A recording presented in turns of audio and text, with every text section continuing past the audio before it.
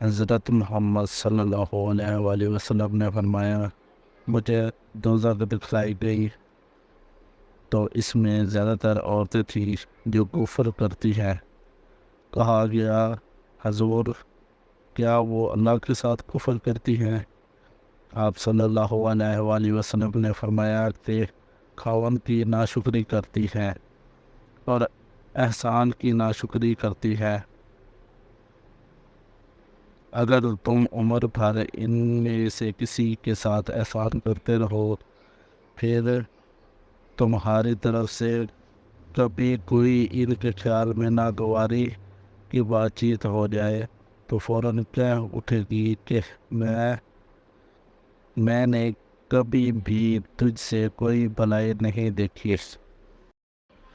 میں اس شخص حضرت علی رضی اللہ تعالیٰ عنہ کی مدد کرنے چلا گیا۔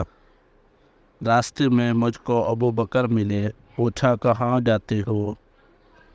میں نے کہا اس شخص حضرت علی رضی اللہ تعالیٰ عنہ کی مدد کرنے کو جاتا ہوں۔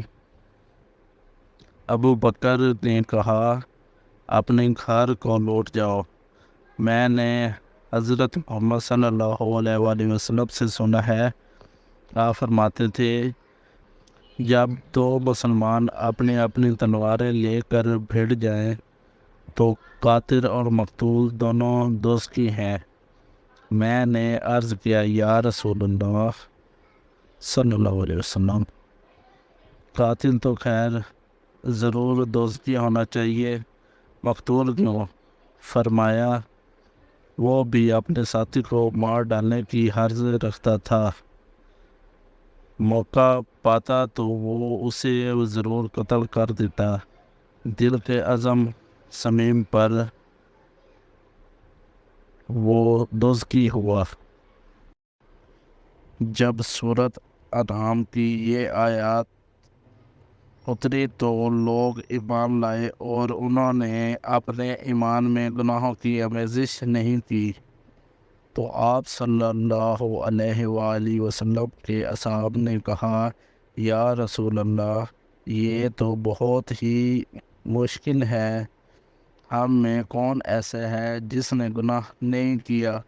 تب اللہ پاک نے سورہ لقمان کی یہ آیات اتاری کہ بے شک شرک بڑا ظلم ہے۔ آپ صلی اللہ علیہ وآلہ وسلم نے فرمایا منافق کی 3 علامتیں ہیں،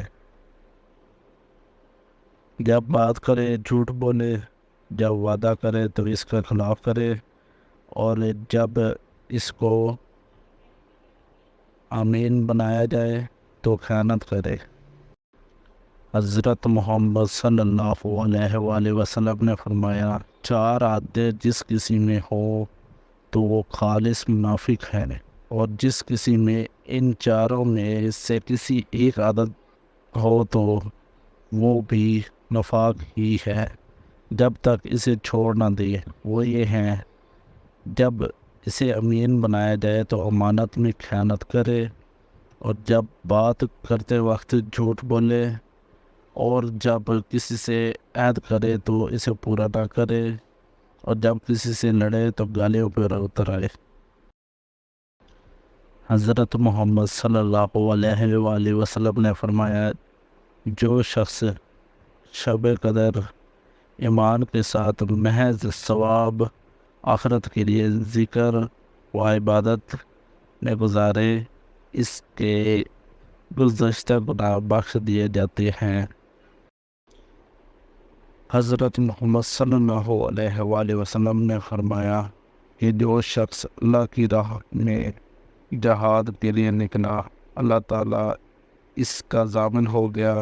اللہ تعالیٰ فرماتا ہے اس کو میری ذات پر یقین اور میرے پیغمبر کی تصدیق نے اس سرفروشی کے لیے گھر سے نکالا ہے۔ میں اس بات کا ضامن ہوں کہ یا تو اس کو واپس کر دوں ثواب اور مال غنیمت کے ساتھ، یا شہید ہونے کے بعد جنت میں داخل کر دوں۔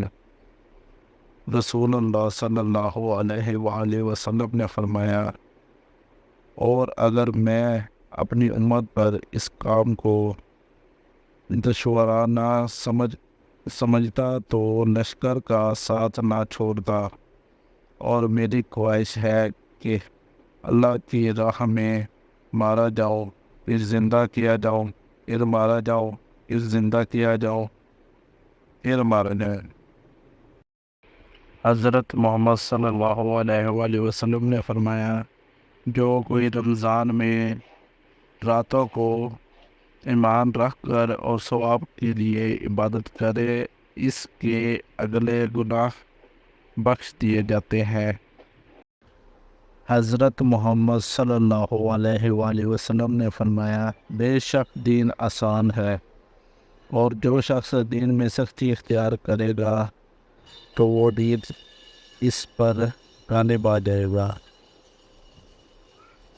اور اس کی سختی نہ چل سکے گی۔ بس اس لیے اپنے عمل میں پختگی اختیار کرو اور جہاں تک ممکن ہو میانہ روی برتے، اور خوش ہو جاؤ کہ اس طرز عمل سے تم دینداری کے فائدے حاصل ہوں گے، اور صبح اور دوپہر اور شام اور کسی قدر رات میں عبادت سے مدد حاصل کرو۔ نماز 5 وقتہ بھی مراد ہو سکتی ہے کہ پابندی سے ادا کرو۔